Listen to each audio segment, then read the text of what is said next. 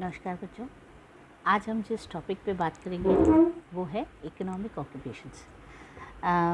मैं डॉक्टर सीमा Srivastava, associate professor. आज आर्थिक क्रियाओं से संबंधित हम उन पे बात करेंगे। इससे पूर्व में हमने भूगोल के बारे में बात की थी और भूगोल में आर्थिक भूगोल की स्थिति यानी कि आर्थिक भूगोल को हम कैसे समझेंगे इसके बारे में एक जनरल इंट्रोडक्टरी बात की थी। मेरे ख्याल से काफ़ी कुछ आपको एक साधारण से की परिभाषा में समझ में आया होगा।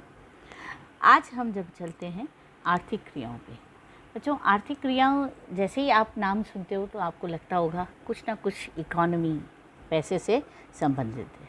ये बिल्कुल सही है, क्योंकि जो कुछ भी हमारी आवश्यकताएं हैं, आज आपको कुछ भी चीज़ चाहिए तो आपको उसके लिए पैसा चाहिए ना। पैसा लेना, पैसा अर्न करना, ये भी हमारी एक जीविकोपार्जन का एक साधन बनी हुई है। तो इसीलिए हम आर्थिक क्रियाएं करके ये जो चैप्टर है ये समझेंगे आज। इसमें आर्थिक क्रियाओं को जनरली अर्थतंत्र, इकोनॉमी अथवा व्यवसाय, ऑक्यूपेशन भी कहा जाता है। जीविका उपार्जन के लिए या जीवन यापन के लिए की जाने वाली कोई भी आर्थिक क्रिया या व्यवसाय को या उद्यम, इनको हम व्यवसाय कहते हैं। व्यवसाय को प्राथमिक, द्वितीयक, तृतीयक एवं चतुर्थक श्रेणी में विभाजित किया जाता है। कोई भी कार्य को आपको पता है कि सिस्टमैटिक करने के लिए first step, second step, third step करना ही पड़ता है। एक साधारण सी खेती करने के लिए भी आपको ज़मीन पहले देखनी पड़ेगी। ज़मीन देखने के बाद में ज़मीन में आपको क्या उगाना है, उस क्रॉप के बारे में सोचना पड़ेगा, है कि नहीं। किसकी खेती करेंगे, कौन सी फसल उगाएंगे, फिर उस फसल के लिए क्या ज़रूरी है, आवश्यकता है, कैसे उस खेती को ज़मीन को तैयार करना है, ये कई बातें हैं। और फसल के लिए बीज खरीदने हैं, फिर टेक्नोलॉजी चाहिए। टेक्नोलॉजी क्या, बाद में फिर जब फसल तैयार हो जाएगी तो आपको लेबर भी चाहिए होगा, और लेबर तैयार होने के बाद में आपको किस तरह से उसको तैयार करके मार्केट तक लाना है। मार्केट तक लाएंगे तो उसको बेचना है, ट्रेड करना है। फिर उसकी ज़रूरत ज़्यादा अच्छा माल होगा, अच्छी फसल होगी तो आपकी ज़रूरत बढ़ती जाएगी। तो अगले साल आप उसकी क्वालिटी का ऊपर ध्यान रखोगे, क्वांटिटी पे भी ध्यान रखोगे, मात्रा पे भी, और इस तरह से आपका ट्रेड भी बहुत अच्छा होगा और उसका जो व्यापार क्षेत्र बढ़ता जाएगा और आर्थिक रूप से आपके पास पैसा आता जाएगा। एक साइकिल चलती रहेगी। जैसा आपका कार्य, आपकी क्रिया सफलता दिलाएगी, वैसे ही आपको आर्थिक स्थिति भी सफलता दिलाएगी। मेरे ख्याल से ये समझ में आया होगा। अब अगर अपन आते हैं परिभाषा पे, आपकी ये स्क्रीन पे जो परिभाषा है, यही परिभाषा मैं आपको समझाती हूँ कि आर्थिक क्रिया किसे कहते हैं। आर्थिक क्रियाएं वे क्रियाएं होती हैं जिनमें आर्थिक स्थानिक संगठन यानी कि इकोनॉमिक स्पेशल ऑर्गेनाइजेशन, आर्थिक भूदृश्य इकोनॉमिक लैंडस्केप, आर्थिक क्रियाओं का सांस्कृतिक पक्ष, आर्थिक उन्नति का स्तर, प्रादेशिक आर्थिक विकास एवं आर्थिक नियोजन जैसी दशाएं उत्पन्न होती हैं। अर्थात मनुष्य जिस किसी भी कार्य के प्रकार के आर्थिक कार्य में लगा रहता है उसे उसका व्यवसाय कहते हैं। किसी के पापा इंडस्ट्रियलिस्ट हैं, किसी के पापा बैंकर हैं, किसी के फादर खेती करते हैं, कोई माइनिंग में इंटरेस्टेड है। तो ये सब क्रियाएं क्या हैं, आर्थिक क्रियाएं। अब हर चीज़, हर क्रिया के ऊपर कुछ ना कुछ प्रभावात्मक फैक्टर्स होते हैं जो कि कारक, मुख्य कारक होते हैं। हमारी आर्थिक क्रियाओं को भी प्रभावित करने वाले कई कारक हैं। वैसे तो बहुत कारक हैं, लेकिन हमने स्पेसिफिकली कुछ कारकों को यहाँ आपकी स्लाइड में भी दिखाया और उसको समझा भी देते हैं। पहले कारक को हम लेते हैं कि भौतिक संसाधन यानी कि फिज़िकल रिसोर्सेस। अब नेचुरली अगर आप इस पृथ्वी पर रह रहे हैं तो जो कुछ भी इस पृथ्वी पर उपलब्ध है उसी को ही आप अपने आवश्यकताओं के हेतु प्रयोग में लेंगे। तो प्रकृति सर्वाधिक प्रभावित करती ही है। किसी क्षेत्र की मिट्टी अच्छी है तो वहाँ खेती अच्छी होगी, किसी क्षेत्र में समुद्र ज़्यादा है तो आप वहाँ होगा। तो यहाँ पर उत्तम भूमि होती है तो वहाँ कृषि व्यवसाय होता है। समुद्र तट मछली पकड़ने, वनों का आधिक्य होता है तो वन काटने। आपको पता है फॉरेन कंट्रीज़ में देखा जाए तो वहाँ पर मकान भी लकड़ी के बनाए जाते हैं। क्यों? क्योंकि वहाँ पर वनों का आधिक्य है। जहाँ शक्ति के संसाधन एवं कच्चा माल प्रचुर मात्रा में होता है वहाँ उद्योग और तृतीयक व्यवसाय से संबंधित परिवहन, संचार आदि क्रियाएँ होती हैं। अमेरिका की इंडस्ट्रियल एरियाज़ देख लो आप, है ना। अपनी इंडिया के इंडस्ट्रियल बेल्ट को देख लो, जहाँ शक्ति का संचार है नदियों से, समुद्र से, वायु से, तो वहाँ पर औद्योगिकरण होता ही है। दूसरी चीज़ आती है व्यवसाय वाणिज्यिकरण। दूसरा पॉइंट, भौतिक संसाधनों के प्रयोग में वाणिज्यिकरण से भी व्यावसायिक संरचना में विविधताएं आती हैं, जब इनका उपयोग जीवन निर्वाह के लिए किया जाता है। नेचुरली जो संसाधन उपलब्ध हैं उन्हीं को ही तो हम अपने व्यवसाय में काम में लेंगे। जहाँ लोहे की उत्पादकता ज़्यादा है तो हम सोचेंगे कि लोह का उद्योग हो और लोहा हम निकालेंगे माइंस के द्वारा और हम उसको फिर इंडस्ट्रीज़ को देंगे कुछ भी बनाने के लिए। कारें हैं, हैवी मशीनरीज़ है, आदि आदि। अगला पॉइंट है औद्योगिकरण यानी कि इंडस्ट्रियलाइजेशन, जिसके बारे में अभी अपन बात ही कर रहे थे। ये तो बहुत इम्पॉर्टेंट है, क्योंकि अगर किसी भी उत्पादकता को एक आकार नहीं मिलेगा तो वो क्या काम आएगा? कोई काम का नहीं। आकार देना उसको अति आवश्यक है। मेरी आवश्यकता है कि मुझे 4 व्हीलर चाहिए, मेरी आवश्यकता है कि मुझे लोहे की फेंस चाहिए, मेरी आवश्यकता है कि मुझे सोने की चीज़ें चाहिए, मेरी आवश्यकता है कि मैं शर्ट, कपड़ा ये सब पहनूं।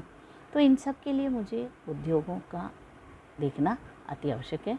तो ये फैक्टर, ये कारक भी इम्पॉर्टेंट है, क्यों वैसे भी इससे एक तरफ अनेक लोगों को व्यवसाय मिलता है, कार्य मिलता है, दूसरी तरफ विभिन्न प्रकार के कार्यों का जन्म भी होता है, और ये दोनों मिलकर प्राविधिक विकास और नगरीय संस्कृति को भी विकसित करते हैं। क्योंकि इंडस्ट्रीज़ जहाँ होगी वो एरिया काफ़ी डेवलप्ड होगा, काफ़ी विकसित होगा। राजनीतिक कारक, पॉलिटिकल फैक्टर्स।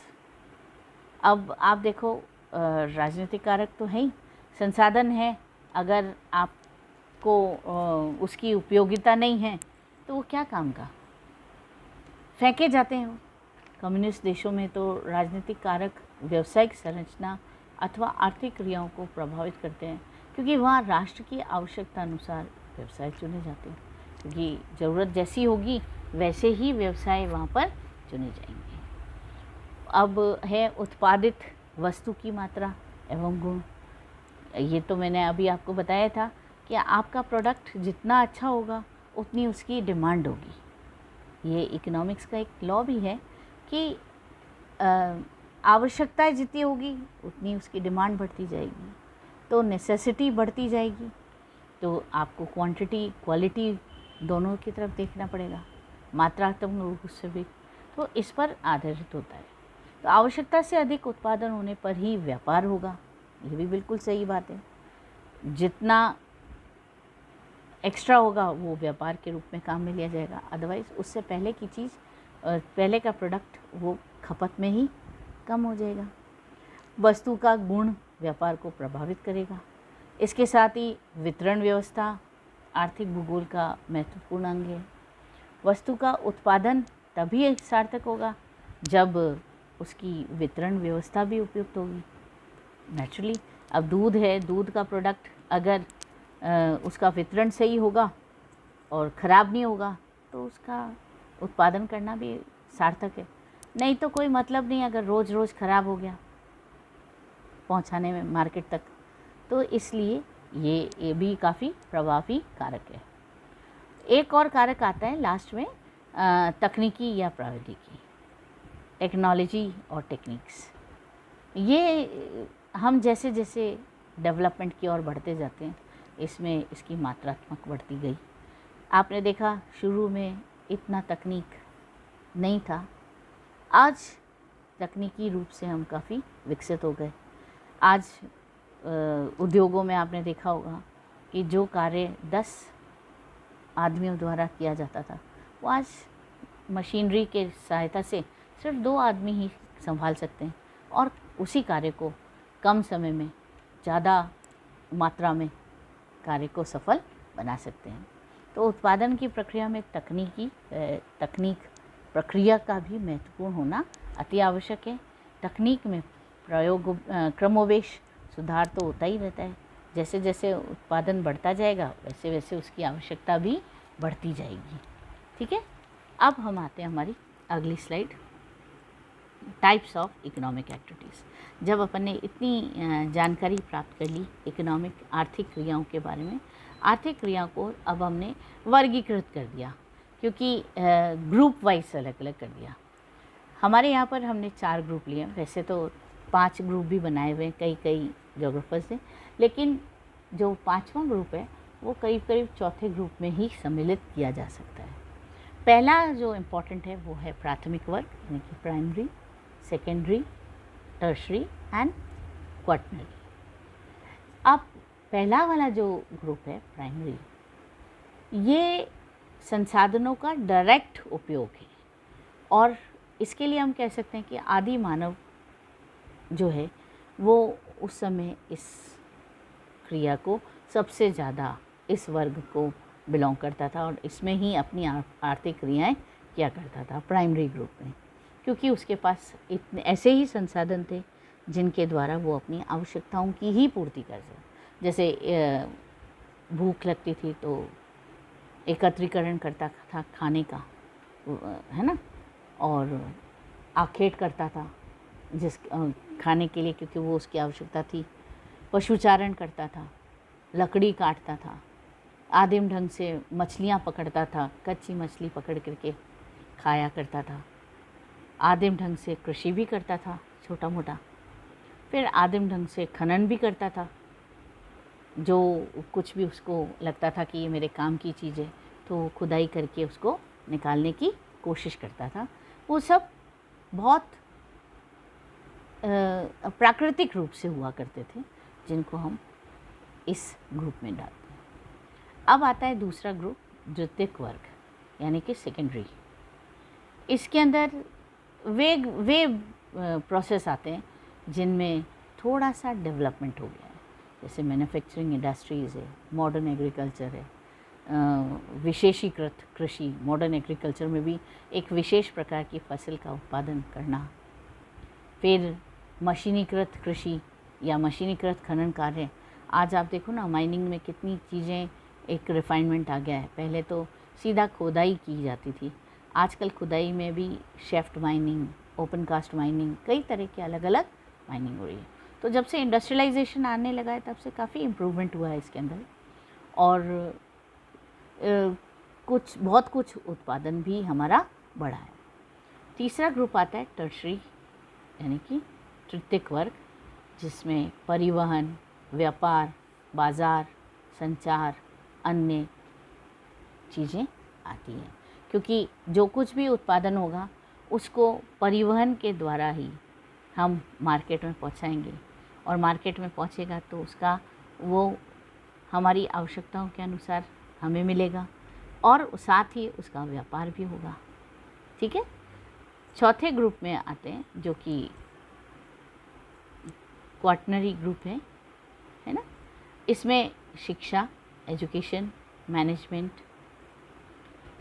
प्रशासन, सुरक्षा, शोध, भूमंडलीय नीतियाँ, फिर विधि प्राधिकी, वैज्ञानिक सेवाएं, मनोवैज्ञानिक परामर्श, वित्तीय सलाहकार, और भी कई ग्रुप आते हैं जो इस ग्रुप में आते हैं, क्योंकि सारे संसाधनों का उपयोग प्रकृति के द्वारा ही किया जाना है। अगले उसमें मैं आपको ये बताना चाहूँगी कि बच्चों, ये आर्थिक क्रियाएं ठीक है हमारी मानव द्वारा की हुई थी, और प्रारंभ में क्या हुआ था कि मानव जो कुछ भी आर्थिक क्रियाएं करता था उसका पर्यावरण पर इतना इफ़ेक्ट नहीं होता था। क्यों? क्योंकि मशीनीकृत नहीं था। लेकिन धीरे धीरे जब औद्योगिक क्रांति आई 1860 में, उसके बाद में विश्व पटल पर जो औद्योगिक भूदृश्य दिखाई देने लगा, उसका प्रभाव पर्यावरण पर घातक पड़ने लगा। और आज विश्व के सभी देश पर्यावरण संरक्षण पर विशेष ध्यान दे रहे हैं। विश्व में कोई भी ऐसा देश नहीं है जहाँ पर पर्यावरणीय समस्याएं न हों।